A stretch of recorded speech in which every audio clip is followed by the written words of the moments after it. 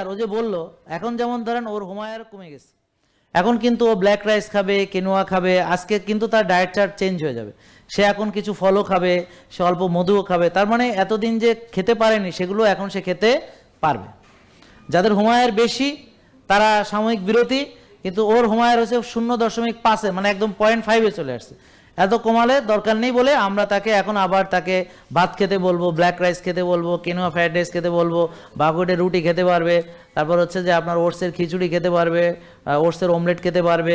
হ্যাঁ, তবে স্টিল কাট organic oats খেতে হবে, আবার ফল খেতে পারবে, এখন মধু খেতে পারবে।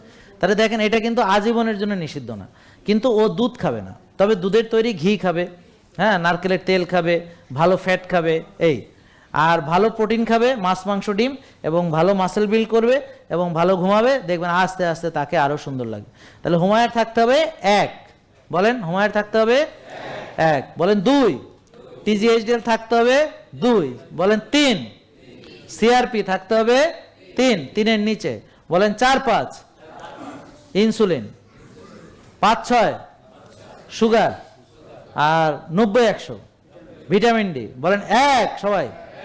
কি একে কি ইনসুলিন নাকি Humayun? Very good. 2 TG HDL, 3 CRP, CRP মানে প্রদাহ, ওই যে টেনশন, দুশ্চিন্তা, হতাশা। ইনসুলিন হলো 4-5, ব্লাড সুগার 5-6, ভিটামিন ডি 90-100।